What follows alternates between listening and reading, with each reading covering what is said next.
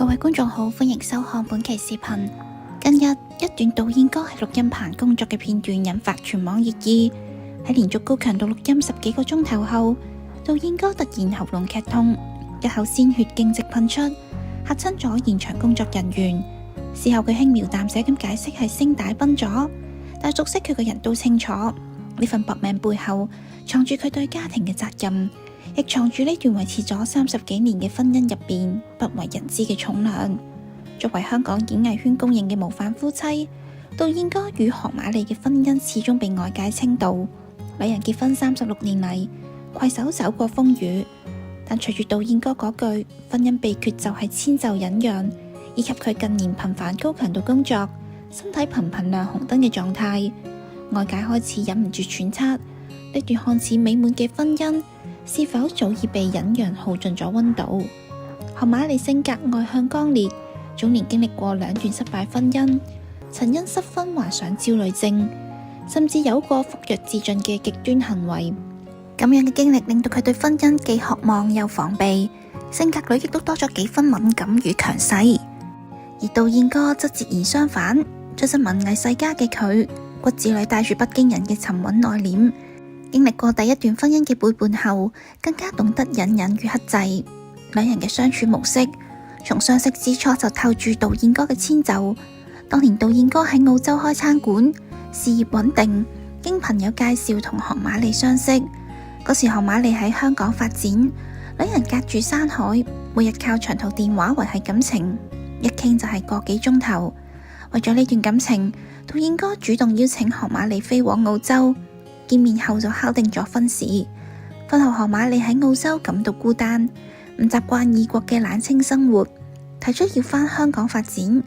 導演哥冇絲毫猶豫，當即賣咗負心經營嘅餐館、樓同車，放棄咗澳洲嘅穩定生活，陪佢返到香港從頭再嚟。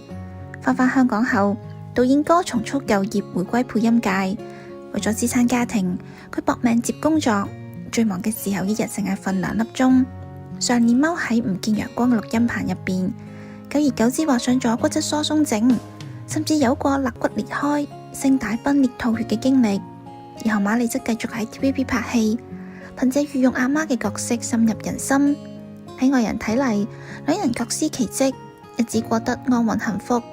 但只有導演哥自己知道，維繫呢份安穩需要付出幾多努力。何瑪麗性子急，遇到唔順心嘅事容易發脾氣，導演哥將默默承受，從來唔與佢爭執。何瑪麗病嘅時候情緒低落，對佢惡語相向，佢只係耐心開導，悉心照料，從不計較。有人話導演哥嘅忍讓係心情，但呢份心情嘅背後係佢日漸透支嘅身體同難以言說嘅疲憊。近年嚟，隨住兩人年紀漸長，何瑪麗身體狀況不佳，減產息影，導演哥則依舊奔波喺工作一線。69歲嘅佢唔單止要配音，仲要參演劇集，頻繁嘅工作令到佢嘅身體頻頻亮紅燈。外界不禁疑問：如果婚姻真係美滿安穩，佢點解要如此搏命？唔通係婚姻背後有不為人知嘅壓力，令佢不得不靠高強度工作嚟逃避，或者係為咗維繫家庭開銷而死撐？更有人發現，兩人近年雖然時常同框，卻鮮少再有親密互動，更多嘅係相敬如賓嘅默契。呢份反常更加令到婚姻危機嘅猜測甚囂塵上。導演哥喺遇到何瑪麗之前，曾有過一段失敗嘅婚姻，呢段經歷亦成為佢性格入邊隱忍嘅根源。上世紀80年代，導演哥仲未喺香港演藝圈站穩腳，因悉心照料一位病咗嘅空姐友人而與之結緣。兩人相知相戀後，決定移居澳洲定居。嗰時嘅導演哥對一段婚姻充滿憧憬，佢放棄咗香港嘅發展機會，跟隨妻子遠赴澳洲，從零開始打拼，開咗一間餐館，努力為家庭創造安穩嘅生活。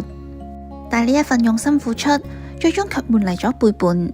喺澳洲生活期間，妻子與初戀男友重逢，舊情復燃後選擇變心。對導演哥日漸冷淡，導演哥得知真相後冇大吵大鬧，而係選擇咗體面放手，主動提出離婚。呢段婚姻嘅失敗俾咗導演哥沉重嘅打擊，佢曾一度對感情失去信心，獨自喺澳洲生活咗4年，唔願再結交異性。直到1986年，杜燕歌返香港探親，喺一次活動中與何瑪莉相識。嗰時嘅何瑪莉啱啱經歷2段失敗嘅婚姻，第一段婚姻因性格不合草草收場，第二段婚姻嫁咗俾 TVB 高層馮吉龍，為咗愛情適應移居澳洲，卻只係維持2年就宣告結束。相同嘅感情境遇令到2人彼此惺惺相惜，好快就墜入愛河。杜燕歌曾坦言，係何瑪莉主動追求佢，呢份主動令到佢冰封嘅心漸漸融化，亦讓到佢重新燃起咗對婚姻嘅希望。1989年，2人正式登記結婚。婚後嘅日子起初充滿咗甜蜜與憧憬，2人甚至計劃住迎接一個新生命嘅到嚟，但命運卻俾咗佢哋沉重一擊。何瑪莉意外懷孕咗，2夫妻滿心歡喜咁佈置新居，期待住細路嘅降臨。但一場意外卻令到呢一份喜悅化為泡影。當時2人準備搬屋，何瑪莉唔知道自己已經懷孕，為咗佈置新居，擒高擒低，過度勞累導致不幸流產。呢份失去嘅痛苦，讓到何瑪莉深受打擊，身體同精神都陷入低谷，佢變得鬱鬱寡歡，甚至產生咗自己唔配做母親嘅諗法。杜燕歌睇在眼裏，痛在心裏，佢推晒所有嘅工作，專心陪伴喺何瑪莉身邊，耐心開導佢，悉心照料佢嘅飲食起居。佢從來唔提及細路嘅事，怕觸動到佢嘅傷心處，只係默默咁陪佢散步、傾偈，幫助佢走出陰影。經過長時間嘅調養，何瑪莉嘅身體漸漸恢復，但流產帶嚟嘅創傷卻難以磨滅。加上佢本身身體狀況不佳，2人經過慎重考慮，最終決定唔再生育。為咗彌補冇細路嘅遺憾，佢哋認咗好友許紹雄嘅女許慧清為契女，將呢一份母愛父愛傾注喺契女身上。許慧清結婚時仲特登向2位敬茶，場面十分溫馨。本以為歷經流產嘅痛苦後，2人嘅婚姻能夠安穩順遂，但2019年一場突如其來嘅大病，再次將佢哋嘅婚姻推向咗考驗。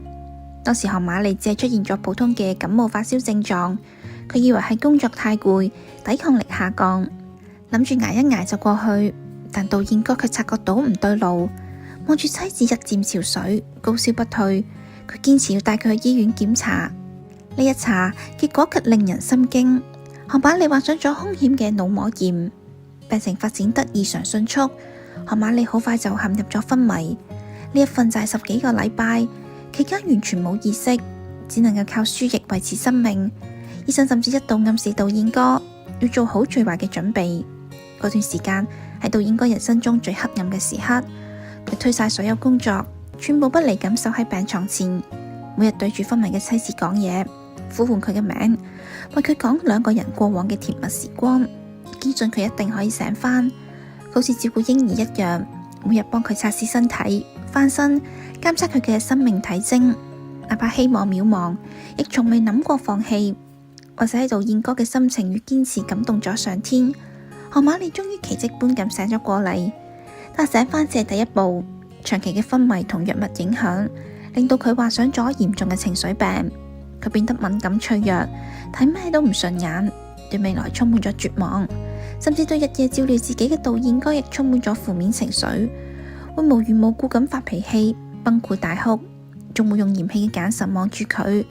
面對妻子嘅轉變，杜燕歌冇絲毫抱怨，佢知道呢個唔係佢嘅本意，只係疾病留低嘅創傷。佢依舊耐心咁照料佢嘅飲食起居，陪佢做復健，扶住佢重新學習行路，一啖一啖咁餵佢食飯，用溫柔與包容一點點化解佢心中嘅陰霾。如今杜燕歌與何瑪莉已經移居中山，過上咗半退休嘅生活。佢哋喺中山買咗樓，裝修得溫馨舒適。杜燕歌喺家中打造咗一個專業嘅錄音棚，偶爾接一啲配音工作，其餘時間就陪伴喺何瑪莉身邊。佢哋會一齊去街市講價，一齊研究養生湯品，一齊喺陽台上打理花草，一齊散步睇夕陽，將日子過成咗詩。何瑪莉嘅身體雖然依舊需要調養，但精神狀態好好。佢會喺社交平台分享2個人嘅生活日常，字裏行間都透住幸福與滿足。回望杜燕歌嘅婚姻歷程，有早年情史嘅遺憾，有流產嘅痛苦，有大病嘅考驗，亦有忍讓背後嘅爭議。有人話佢嘅婚姻係靠單方面嘅妥協維繫嘅，暗藏危機。